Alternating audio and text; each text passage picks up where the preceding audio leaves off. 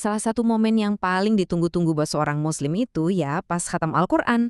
Rasanya tuh spesial banget dan biasanya momen ini diiringi sama doa yang indah yang udah nggak asing lagi di telinga kita. Tapi pernah kepikiran gak sih doa ini asalnya dari mana ya? Yuk kita cari tahu faktanya bareng-bareng. Nah, doanya kan bunyinya gini, Allahummarhamni bil Qur'an. Pasti udah familiar banget kan, apalagi kalau bulan Ramadan. Wah, sering banget kita dengar. Kalimatnya tuh adem banget, menyentuh, penuh makna. Pertanyaannya sekarang, doa dengan lafal yang persis seperti ini, apa betul-betul diajarkan langsung sama Nabi Muhammad SAW? Nah, ini dia nih pertanyaan utamanya. Di sini kita bakal coba telusuri bareng-bareng, kita lihat gimana sih analisis para ulama tentang asal-usul doa ini, biar kita paham posisinya dalam ajaran Islam itu seperti apa. Oke, kita mulai ya. Oke, langkah pertama yang penting banget nih. Para ulama itu ngejelasin kita harus bedain dulu. Doa hatam Al-Quran itu dibacanya di dalam sholat atau di luar sholat. Soalnya ini dua hal yang beda banget konteksnya dan hukumnya juga jadi beda. Jadi, intinya gini, kalau kata para ulama, contohnya Syekh Ibnu Utsaimin, buat baca doa khatam yang spesifik di dalam sholat, itu ternyata nggak ada tuntunannya sama sekali. Tapi, kalau doanya dibaca di luar sholat, nah ini ceritanya lain. Makanya sekarang kita perlu lihat nih, riwayat-riwayat yang ada itu ngomongin apa aja. Oke, sekarang kita masuk ke bagian intinya. Ada seorang ulama namanya Syekh Bakar Abu Zaid yang udah melakukan riset mendalam banget soal ini. Beliau mengelompokkan semua riwayat tentang doa khatam ini jadi 3 jenis. Nah, dengan cara ini kita bakal lebih gampang buat memahaminya secara runut. Jadi kita akan cek satu-satu ya, dari 3 kategori ini, mana sih yang buktinya kuat? Yuk kita mulai dari klaim yang pertama. Nah, klaim yang pertama ini nih, wah populer banget. Katanya pas kita hatam Al-Quran, itu adalah waktu yang mustajab buat berdoa. Pintu langit kebuka, doa kita langsung diijabah. Kedengerannya emang bikin semangat banget ya. Tapi buktinya gimana? Apa kata Dalir? Dan ternyata kesimpulannya cukup tegas. Berdasarkan penelitian tadi, nggak ada satupun hadis yang sahih, yang otentik dari Nabi Muhammad yang bilang begitu. Riwayat yang ada itu ternyata cuma perkataan dari seorang tabi'in, yaitu generasi setelah sahabat. Jadi bukan langsung dari Nabi. Oke, lanjut ke klaim nomor 2. Dan ini nih bisa dibilang ini yang paling ditunggu-tunggu. Yaitu keyakinan kalau doa Allahummarhamni yang kita hafal itu adalah doa khusus yang diajarkan langsung oleh Nabi buat dibaca pas khatam Quran. Bener nggak ya? Sebelum kita lihat hasilnya, ada satu istilah penting yang perlu kita tahu dulu.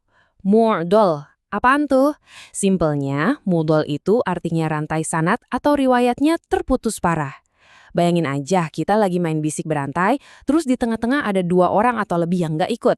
Pesannya pas sampai di akhir, kira-kira masih akurat nggak? Nah, keasliannya jadi sangat diragukan kan? Nah ini dia jawabannya. Riwayat utama untuk doa yang populer itu ternyata statusnya mu'dol, sanadnya terputus. Riwayat-riwayat lain yang nyebutin doa spesifik malah kondisinya lebih lemah lagi. Jadi kesimpulan para ahli hadis, tidak ada doa dengan teks tertentu yang ditetapkan secara khusus oleh Nabi untuk momen hatam Al-Quran. Oke.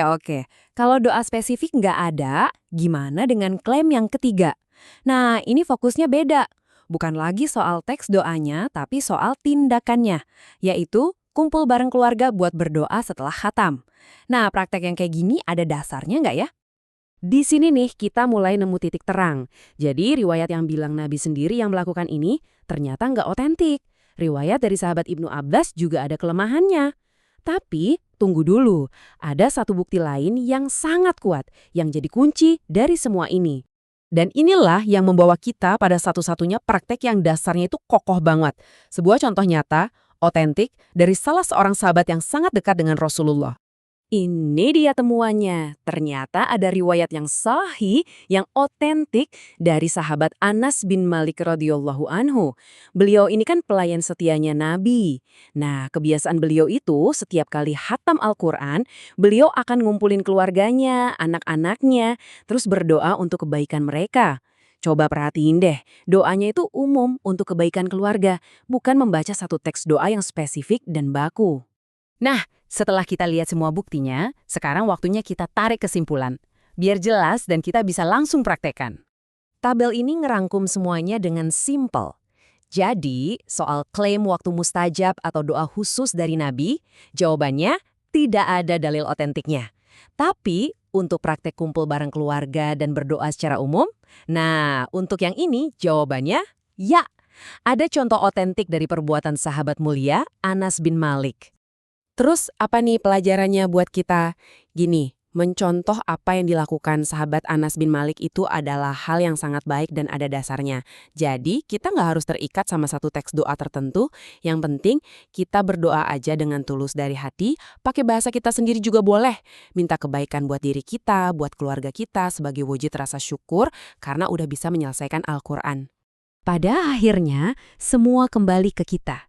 Setelah kita dikasih anugerah yang luar biasa, yaitu bisa membaca dan menyelesaikan Al-Quran, pertanyaannya sekarang buat kita renungkan. Gimana cara kita mengekspresikan rasa syukur kita?